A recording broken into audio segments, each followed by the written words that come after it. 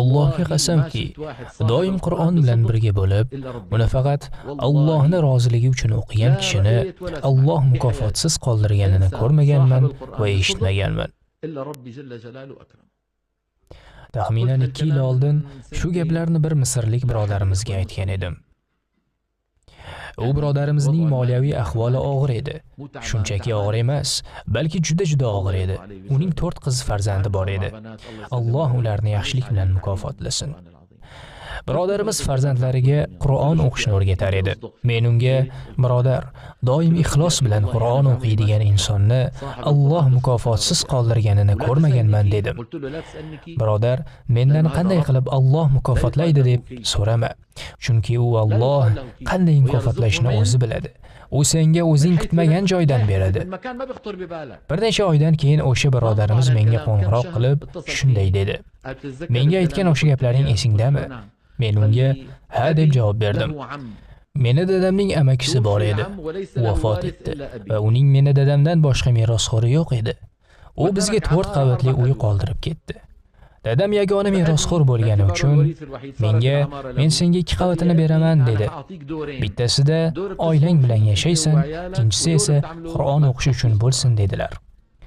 Bundan keyin men unga men senga aytmaganmidim dedim. Birodarlar, Qur'on Allohning kitobi, uni o'qishda ixlosli bo'ling. O'qitayotgan shogirdingiz sizni yagona maqsadingiz bo'lsin. Qalbingizga shayton vasvasa qilishidan ehtiyot bo'ling. Shayton sizni dunyo manfaatlari bilan aldab qo'ymasin. Masalan, odamlarni maqtovi va hokazo. Odamlar sen haqingda gapiradimi, gapirmaydimi, nima farqi bor? Odamlar kim? Oddiy tuproq. Aytinglarchi, kimdir tuproqqa e'tibor beradimi? Faqat u est-past bo'lsagina e'tibor beradi. Odamlardan Robbisini qoldirib, uning bandasini fikriga qiziqish bu est-pastlik alomati emasmi? Allohdan boshqasiga e'tibor bermanglar.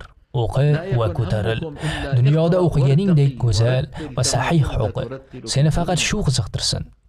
Qur'on ahli bu Allohning ahlidir. Mana shu sizlarni ilhomlantirsin. Kim o'ziga necha marta qani men ham Qur'on ahlidan bo'lsam edi deb aytgan. Shu maqsadda harakat qilib yuribsizmi? Alloh halim va rahimli zotdir. Balki Alloh bizni ahli Qur'ondan qilar. Biz bundan foydalanib qolishimiz kerak. Hammamiz qayerda turishimizdan qat'iy nazar, mayli u yerda bir dona ilm talabidagi odam bo'lsa ham, unga rad javobini bermang. U shogirddan kim chiqishini siz bilmaysiz. Ibn Jazariyni dunyoning eng buyuk olimlaridan biri bo'lishi uning shayxlarini xayoliga kelganmikan? Alloh subhanahu va taolo kimgadir nimanidir bermoqchi bo'lsa, siz hayron qolasiz. Shuning uchun ta'lim berishda hech kimga rad javobini bermang, hatto u yagona shogirdingiz bo'lsa ham. Keyinchalik u shogirddan kim chiqishini siz bilmaysiz. Bu gap hamma birodarlarimizga, shuningdek, opa-singillarimizga ham tegishli.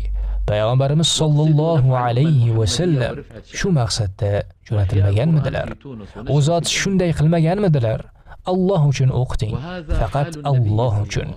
Bizni ummatimizni yuksalishi uchun, Allohning kalomini tiriltirish uchun o'qiting. Alloh qachonki ularning o'zlaridan oyatlarni tilovat qiladigan, ularni poklaydigan va ularga kitob va hikmatdan ta'lim beradigan rasul yuborib, mu'minlarga rahmat ko'rsatgan. Bu payg'ambarimiz sollallohu alayhi va sallamning vazifalari edi. Kim shu vazifani davom ettirsa, u payg'ambarimiz sollallohu alayhi va sallamning merosxo'ri hisoblanadi. Uning mas'uliyatidan qochmang, uning ajrini bu dunyodan izlamang. Odamlarning hurmatini izlamang. Masalan, hurmatli shayx, hurmatli qoraka, bu nomni keyin nima qilasiz? Kitoblarimda nima deb yozishimni ko'rganmisizlar? Qur'on xodimi deb yozaman. Buni men o'zim uchun yozaman, odamlar uchun emas. Menda Qur'on xodimi unvonidan ko'ra faxrliroq darajam yo'q. Bu esa eng oliy maqomdir. Men Allohdan Qur'on xodimi degan maqomni jannatda ham qoldirishini so'rab qolaman. Birodarlar, jannatda hammamizga joy yetadi. Bu dunyo esa tor. Men o'zimni Qur'on xodimi deb aytsam, boshqa bir odam ham o'zini Qur'on xodimi deb aytaydi. Bunda hech kim bir-biridan xafa bo'lmaydi. Aksincha, men o'zimni qorilarning shayxi deb aytsam, boshqa birov chiqib, "Yo'q, men qorilarning shayximan" deydi va yuqori martaba uchun talashadi. Nima uchun talashadi?